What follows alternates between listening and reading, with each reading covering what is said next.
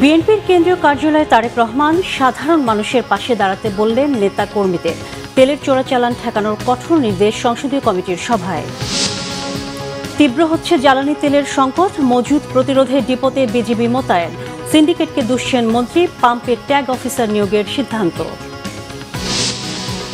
আবারও পরিবর্তন হচ্ছে পুলিশের পোশাক, জানালেন স্বরাষ্ট্রমন্ত্রী। বললেন, সংবিধান সংশোধন হবে জনপ্রত্যাশা ও গণ অভ্যুত্থানের শহীদদের আকাঙ্ক্ষা অনুযায়ী। সংবিধান সংস্কার পরিষদ ও গণভোটের রায় মানছে না সরকার, অভিযোগ বিরোধী দলীয় চিফ হুইপের। আবারও রাজপথে নেমে দাবি আদায়ের হুঁশিয়ারি। দেখছিলেন ক্রাউন সিমেন্ট সংবাদ শিরোনাম।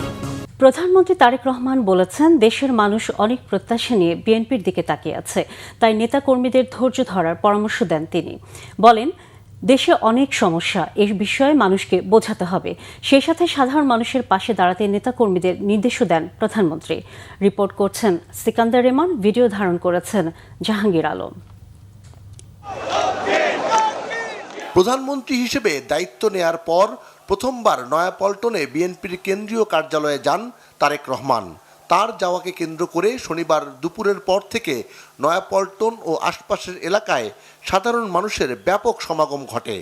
বিভিন্ন এলাকা থেকে মিছিল নিয়ে দলের চেয়ারম্যানকে স্বাগত জানাতে যান বিএনপির নেতাকর্মীরা। সন্ধ্যার পর তারেক রহমান যখন নয়াপল্টনে আসেন, তখন নেতাকর্মীদের উপচে পড়া ভিড় সেখানে। কেন্দ্রীয় কার্যালয়ে দলের সাংগঠনিক নানা কাজ করেন বিএনপি চেয়ারম্যান।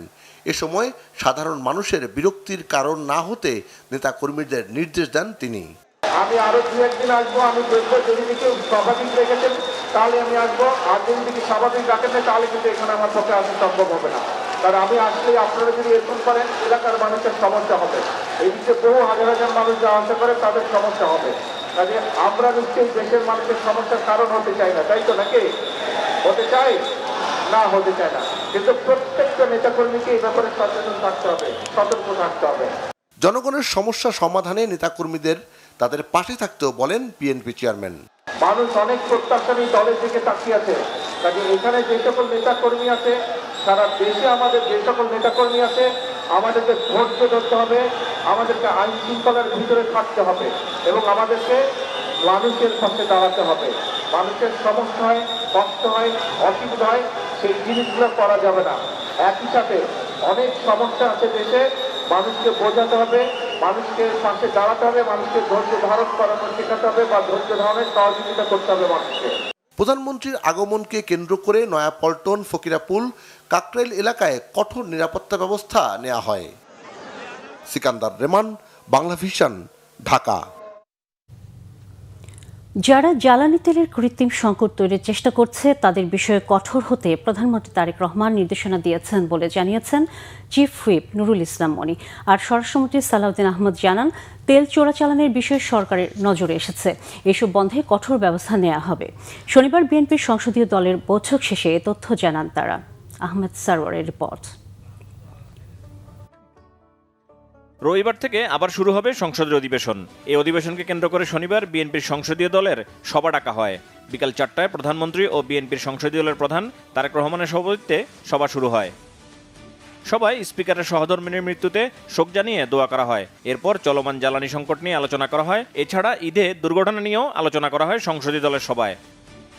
1.5 ঘন্টারও বেশি সময় ধরে চলা বৈঠক শেষে চিফ হুইপ সবার আলোচনার বিষয়বস্তু সম্পর্কে সাংবাদিকদের সাথে কথা বলেন। তিনি জানান, জ্বালানির সংকট রোধে সরকারের নেওয়া প্রস্তুতি সম্পর্কে প্রধানমন্ত্রী সভাকে অবহিত করেছেন। জ্বালানির দাম যেন না বাড়ে সেজন্য সরকার ভর্তুকি দিচ্ছে বলেও সবাই জানানো হয়। প্রধানমন্ত্রী জনগণকে আতঙ্কিত না হওয়ারও আহ্বান জানিয়েছেন বলে জানান চিফ হুইপ। সমগ্র পৃথিবীতে তেলের দাম বেড়ে গেছে, অথচ আমরা বাংলাদেশে সেই তেলের দাম ঠিক রাখার জন্য আপ্রাণ চেষ্টা করছে সরকার, এবং প্রায় 200 কোটি টাকা প্রতি মাসে ভর্তুকি দিয়ে প্রায় সেই কাজটা করার চেষ্টা করছে সরকার। এই বিষয়টা সংসদ সদস্যদের অবহিত করা, চোরাচালান রোধের জন্য তিনি কঠোর ব্যবস্থা নেওয়ার জন্য হোম মিনিস্টারকে বলেছেন এবং তারপরে কঠোর ব্যবস্থা নেওয়া হবে। তেলের কোনো সাপ্লাইয়ের কোনো ঘাটতি নেই, কিন্তু ঘাটতি আর্টিফিশিয়ালি তৈরি হয়েছে কিছু মিডিয়ার কারণে এবং কিছু মানুষ অতিষ্ঠিত, কিছু চোরাচালানিদের কারণে। কাজে এটা যাতে না হয় তার প্রয়োজনীয় ব্যবস্থা নেওয়ার জন্য আজকে এই সিদ্ধান্ত গৃহীত হয়েছে এবং এই আলোচনা হয়েছে। সাংবাদিকদের এক প্রশ্নের জবাবে স্বরাষ্ট্রমন্ত্রী জানান, দায়িত্ব গ্রহণের 1 মাসের মধ্যে বিএনপি কি অর্জন করেছে এবং সামনের চ্যালেঞ্জগুলো নিয়ে আলোচনা করা হয়েছে। বিশ্বের অনেক দেশে জ্বালানি তেলের দাম বাড়ানো হলেও দেশে না বাড়ানো সরকারের সফলতা বলে জানান সালাউদ্দিন আহমেদ। অধ্যাদেশের বিষয়ে ফাইনাল আমাদের সিদ্ধান্ত হবে, এই বিশেষ কমিটির রিপোর্টটা প্রণীত হবে, সেটা 2 তারিখে এপ্রিলে উপস্থাপন হবে বলে আশা করি। তারপরে সেটা আইন প্রণয়ন কার্যাবলীর মধ্যে যেভাবে যায় সেভাবে যাবে। সামনের দিকে দেখি কিভাবে পরিকল্পনা করা যায়, আর যাতে জ্বালানি পাচার হওয়ার যে 2-1টি ঘটনা নজরে এসছে, এগুলো আমরা কঠোর হস্তে দমন করবো ইনশাআল্লাহ। রাষ্ট্রপতির ভাষণের উপর কে কি বক্তব্য রাখবেন সে বিষয়েও সভায় আলোচনা হয়েছে। সংসদীয় দলের সভা রবিবার বেলা 1:30 পর্যন্ত মুলতবি করা হয়েছে। আহমেদ সরওয়ার, বাংলা ভিশন, ঢাকা। ঈদ ও স্বাধীনতা দিবসের দীর্ঘ ছুটি শেষে আজ থেকে খুলছে স্কুল কলেজ। রাজধানীতে ফিরছে ঘরমুখো মানুষ। দর্শক, কমলাপুর রেল স্টেশনে আছেন সহকর্মী ওমর ফারুক, সরাসরি যুক্ত হচ্ছে তার সাথে। ওমর, বাড়ি ফেরা মানুষের ভিড় কেমন দেখছেন জানাবেন।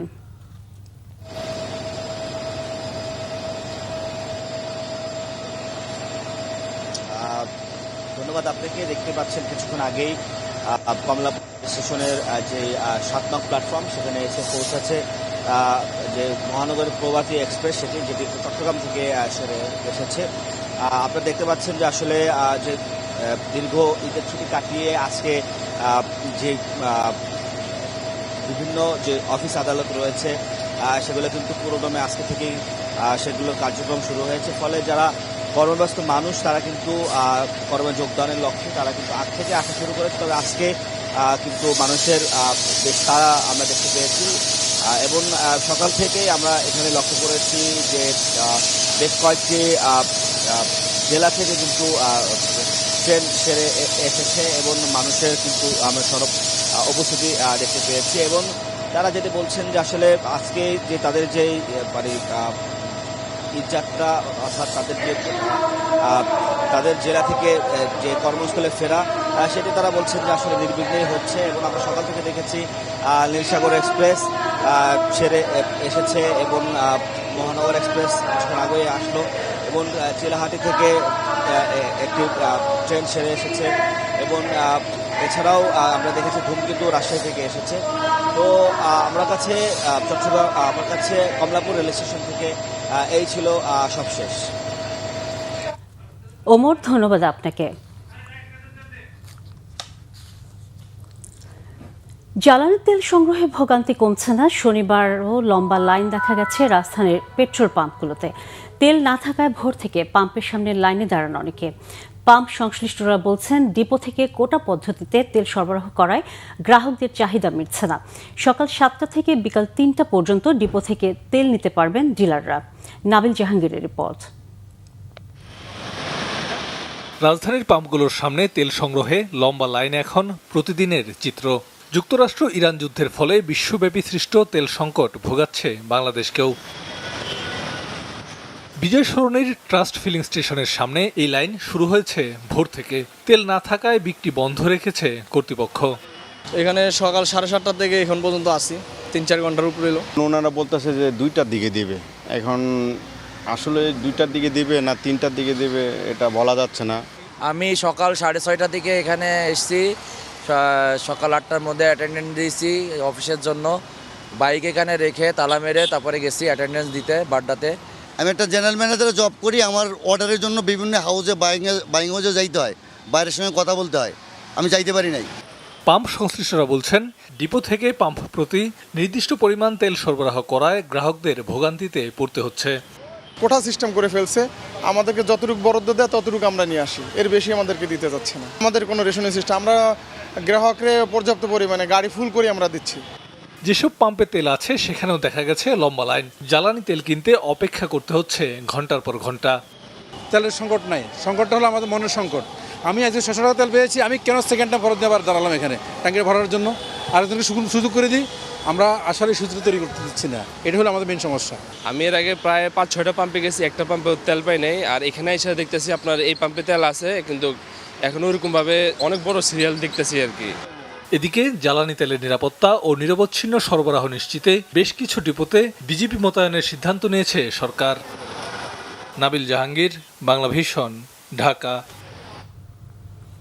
ডিপোগুলো থেকে তেল সরবরাহে অনিয়ম ও পাম্প মালিকদের সিন্ডিকেটের কারণে কৃত্রিম সংকট দেখা দিয়েছে বলে জানিয়েছেন বিদ্যুৎ ও জ্বালানি মন্ত্রী ইকবাল হাসান মাহমুদ। দেশের সব পাম্পে ট্যাগ অফিসার নিয়োগের সিদ্ধান্ত নিয়েছে সরকার।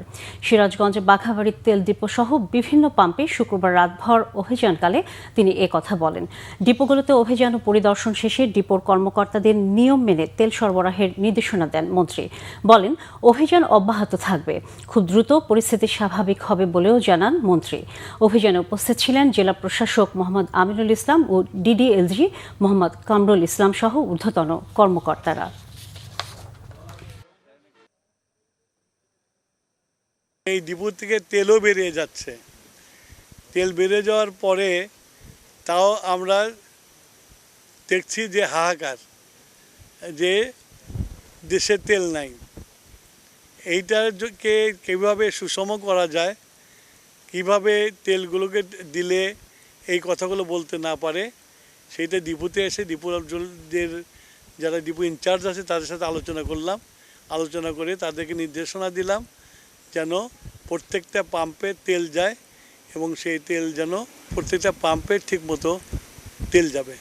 সেই জন্য আমার রাত করে এখানে আসা আর দেখা যে এই ডিপোতে সিন্ডিকেট কি কাজ করছে না কিনা সেটা দেখা। চোরাচালানি বন্ধ করা, চোরা কারবারি বন্ধ করার জন্য আমি আসছি। দেশের বিভিন্ন জায়গায় জ্বালানি তেলের ডিপো ও পাম্পগুলোতে নিরাপত্তা জোরদার করতে বিজিবি ও সেনা মোতায়েন করা হয়েছে। মজুদ রোধ ও সরবরাহ স্বাভাবিক রাখতে বাড়ানো হয়েছে গোয়েন্দা নজরদারি। সিলেটে জ্বালানি তেলের ডিপোগুলোর নিরাপত্তা জোরদার করতে মোতায়েন করা হয়েছে বিজিবি। স্বরাষ্ট্র মন্ত্রণালয়ের নির্দেশনায় সকাল থেকে সিলেটের গুরুত্বপূর্ণ জ্বালানি ডিপো পদ্মা ও মেঘনায় দায়িত্ব পালন করছে বর্ডার গার্ড বাংলাদেশ। জেলার 2টি এবং পার্শ্ববর্তী মৌলভীবাজারের 3টি সহ দেশের মোট 19টি ডিপোতে মোতায়েন করা হয়েছে বিজিবি। অন্যদিকে রাঙামাটিতে পেট্রোল পাম্পগুলোতে নিরাপত্তা নিশ্চিতে সেনাবাহিনী কাজ শুরু করেছে। সকালে রাঙামাটি মহসিন পেট্রোল পাম্পে তেল দেওয়ার সময় শত শত ক্রেতা ভিড় জমান। এ সময় পরিস্থিতি নিয়ন্ত্রণে জেলা প্রশাসনের নির্দেশনায় সেনাবাহিনী মোতায়েন করা হয়। ফের পরিবর্তন আসছে পুলিশের পোশাকে। ফিরে যেতে পারে ঐতিহ্যবাহী যে কোনো একটি পোশাকে, জানিয়েছেন স্বরাষ্ট্রমন্ত্রী সালাউদ্দিন আহমদ। শনিবার সকালে রাজশাহীর সারদায় বাংলাদেশ পুলিশ একাডেমিতে 43তম বিসিএস শিক্ষানবিশ পুলিশ সহকারী সুপার ব্যাচের প্রশিক্ষণ সমাপনীতে প্রধান অতিথির বক্তব্যে তিনি কথা বলেন। স্বরাষ্ট্রমন্ত্রী বলেন, বর্তমান সরকার বিশ্বাস করে পুলিশ কোনো বিশেষ দলের বা গোষ্ঠীর লাঠিয়াল বাহিনী নয়, পুলিশ হবে জনগণের বন্ধু। পুলিশ বাহিনীকে দলীয় প্রভাব মুক্ত করে একটি আধুনিক সেবাধর্মী ও মানবিক সংস্থা রূপান্তর করাই সরকারের মূল লক্ষ্য। এরই মধ্যে জনবল বৃদ্ধি সহ নানাবিধ উদ্যোগ নেওয়া হয়েছে।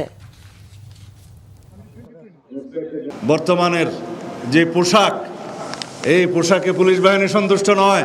আগের ঐতিহ্যমণ্ডিত যে কোনো একটি পোশাক বাংলাদেশ পুলিশ বাহিনী পায়, সেজন্য সরকারের সর্বোচ্চ মহলে আমরা আলোচনা করে একটি সিদ্ধান্ত দেব ইনশাআল্লাহ।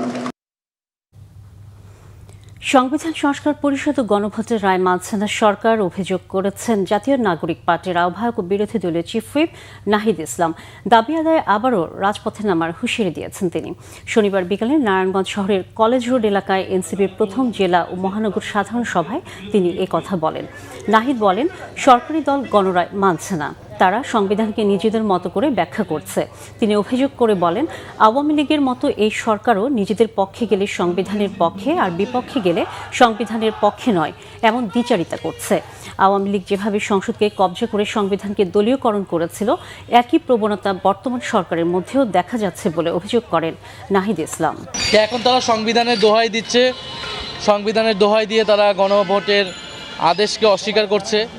কিন্তু আমরা সাম্প্রতিক সময় কিন্তু দেখেছি এই যে স্বাধীনতার ঘোষক, এই ঘোষক নিয়ে কিন্তু একজন ইউএনওর বিতর্কের মুখে পড়লেন, যেখানে আমাদের সংবিধান অনুযায়ী স্বাধীনতার ঘোষক শেখ মুজিবুর রহমানকে বলা আছেন, জিয়াউর রহমানকে সংবিধান অনুযায়ী কেউ স্বাধীনতার ঘোষক বলতে পারে না। ফলে সংবিধান তাদের ইচ্ছা মতো তারা কোথাও মানতেছেন, কোথাও মানতেছেন না। ৭১-এর সাথে ২৪কে মিলিয়ে ফেললে সেটা দেশের জন্য বড় বিপর্যয়ের কারণ হবে বলেছেন মুক্তিযুদ্ধ বিষয়ক মন্ত্রী আহমেদ আজম খান। অন্যদিকে দেশের মালিকানা দাবি করার একমাত্র অধিকার মুক্তিযোদ্ধাদের বলে জানিয়েছেন ঢাকা দক্ষিণ সিটি কর্পোরেশনের প্রশাসক বীর মুক্তিযোদ্ধা মোহাম্মদ আব্দুস সালাম। স্বাধীনতা দিবস উপলক্ষে বীর মুক্তিযোদ্ধাদের সম্মান জানাতে শনিবার সংবর্ধনা অনুষ্ঠানে এসব কথা বলেন তারা। মেজবা রহমানের রিপোর্ট। রাজধানীর নগর ভবন প্রাঙ্গণে আয়োজিত অনুষ্ঠানে শুরু হয় জাতীয় সঙ্গীত পরিবেশনের মাধ্যমে। এরপর বীর মুক্তিযোদ্ধাদের সম্মানার্থে ১ মিনিট নীরবতা পালন করা হয়। অনুষ্ঠানে অংশ নিয়ে বীর মুক্তিযোদ্ধারা স্মৃতিচারণ করেন মহান মুক্তিযুদ্ধের দিনগুলোর, তুলে ধরেন আত্মত্যাগ ও সংগ্রামের নানা অভিজ্ঞতা। অনুষ্ঠানে সভাপতিত্ব করেন ঢাকা দক্ষিণ সিটি কর্পোরেশনের প্রশাসক বীর মুক্তিযোদ্ধা মোহাম্মদ আব্দুস সালাম। তিনি বলেন, স্বাধীনতার গৌরবময়ী সংগ্রামে অবদান রাখা বীর মুক্তিযোদ্ধাদের প্রতি শ্রদ্ধা ও কৃতজ্ঞতা জানাতে এই আয়োজন। এই দেশের যদি কেউ মালিকানা দাবি করে, এটার একমাত্র অধিকার আছে মুক্তিযোদ্ধাদের। কারণ আমরা যুদ্ধ করে এই দেশটা স্বাধীন করেছি। রাষ্ট্রের সর্বোচ্চ সম্মান, খাতা কলমের অধিকারী হলো মুক্তিযোদ্ধারা, কিন্তু বাস্তবে তার কিছু অংশও কিন্তু মুক্তিযোদ্ধারা পান না। অনুষ্ঠানে বিশেষ অতিথি হিসাবে উপস্থিত ছিলেন মুক্তিযুদ্ধ বিষয়ক মন্ত্রী আহমেদ আজম খান। এ সময় বীর মুক্তিযোদ্ধাদের অবদানের প্রতি গভীর শ্রদ্ধা এবং নতুন প্রজন্মকে মুক্তিযুদ্ধের চেতনায় উদ্বুদ্ধ করার গুরুত্ব তুলে ধরেন তিনি। ২৪-এর ছাত্র জনতার অভ্যুত্থানের মধ্য দিয়ে আমরা ফ্যাসিবাদের পতন ঘটিয়েছি। আমাদের বড় একটা অর্জন। নিঃসন্দেহে স্বাধীন দেশে এই রাজনৈতিক অর্জনগুলোকে আমরা শ্রদ্ধা করি, সম্মান করি। তাই বলে এই অর্জনগুলোর সাথে আমরা যদি স্বাধীনতাকে সমানতালে করে ফেলি, সেটা আমাদের জন্য হবে অনেক বড় একটা বিপর্যয়ের কারণ। মুক্তিযুদ্ধের সময় রাজাকার আল-বদর সহ যুদ্ধাপরাধীদের সঠিক তালিকা প্রকাশ করা মুক্তিযুদ্ধ বিষয়ক মন্ত্রণালয়ের সবচেয়ে বড় চ্যালেঞ্জ বলেও জানান মুক্তিযুদ্ধ বিষয়ক মন্ত্রী। ওই মুহূর্তে যারা মুক্তিযুদ্ধ বিরোধী ছিল, রাজাকার, আল-বদর, আল-শামস, তাদেরও সঠিক তালিকা প্রণয়ন আমার মন্ত্রণালয়ের একটি বড় চ্যালেঞ্জ। এদিন বীর মুক্তিযোদ্ধাদের সংবর্ধনা প্রদান করা হয়। মেজবা রহমান, বাংলাভিশন, ঢাকা। ৬ দিন সাগরে ভেসে থাকার পর গ্রিসের উপকূলে অন্তত ২২ অভিবাসন প্রত্যাশীর মৃত্যু হয়েছে। তাদের মধ্যে ৬ জনের বাড়ি সুনামগঞ্জে। আরও ২১ বাংলাদেশি সহ মোট ২৬ জনকে জীবিত উদ্ধার করা হয়েছে। বেঁচে ফেরা ব্যক্তিরা শনিবার গ্রিসের কোস্টগার্ডকে এসব তথ্য জানিয়েছেন। তারা উত্তর আফ্রিকা থেকে রাবারের নৌকায় করে সমুদ্রপথে ইউরোপ যাচ্ছিলেন। ২১ মার্চ লিবিয়ার পূর্বাঞ্চলীয় বন্দর শহর তব্রুক থেকে নৌকাটি গ্রিসের উদ্দেশ্যে রওনা হয়েছিল। যাত্রার সময় অভিবাসন প্রত্যাশীরা দিক হারিয়ে ফেলেন এবং ৬ দিন খাবার ও পানি ছাড়াই সাগরে ভেসে থাকেন। বেঁচে ফেরা ব্যক্তিদের বক্তব্যের বরাত দিয়ে কোস্টগার্ড জানিয়েছে, মানব পাচারকারীদের একজনের নির্দেশে মরদেহগুলো সাগরে ফেলে দেওয়া হয়েছিল। এ ঘটনায় ১৯ ও ২২ বছর বয়সী ২ দক্ষিণ সুদানি নাগরিককে গ্রেফতার করেছে গ্রিস কর্তৃপক্ষ। তারাই মানব পাচারকারী বলে ধারণা করা হচ্ছে। সোমবার ক্রীড়াবিদদের মাঝে ক্রীড়া কার্ড বিতরণ করবেন প্রধানমন্ত্রী তারেক রহমান। শনিবার জাতীয় ক্রীড়া পরিষদে আয়োজিত সংবাদ সম্মেলনে এ তথ্য নিশ্চিত করেন যুব ও ক্রীড়া প্রতিমন্ত্রী আমিনুল হক।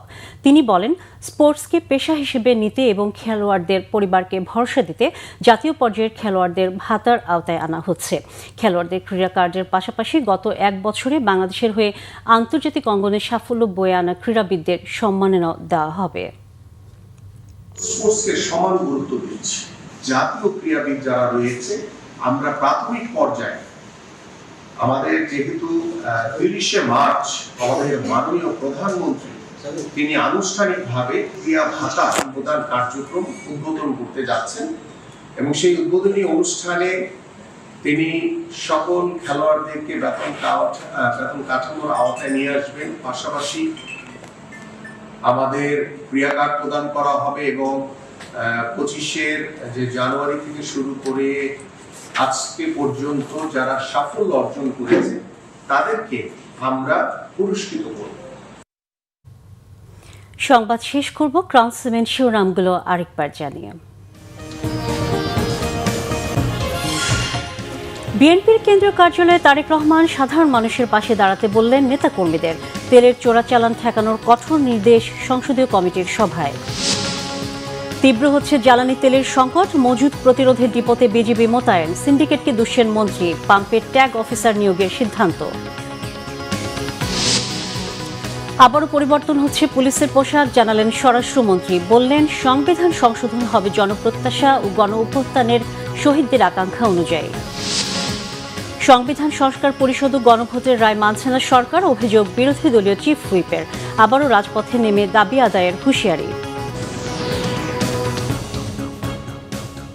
দর্শক, এই ছিল এখনকার মতো। পরের সংবাদ সকাল 10টায়, এর আগে 9টায় রয়েছে নিউজ টপ 10 দেখার আমন্ত্রণ রইল। এছাড়া বাংলা ভিশন সংবাদ ও সংবাদ সংশ্লিষ্ট অনুষ্ঠান দেখতে ভিজিট করুন www.bvnews24.com ও facebook.com/banglavisionnews এবং সাবস্ক্রাইব করুন youtube.com/banglavisionnews। সাথে থাকার জন্য ধন্যবাদ সবাইকে।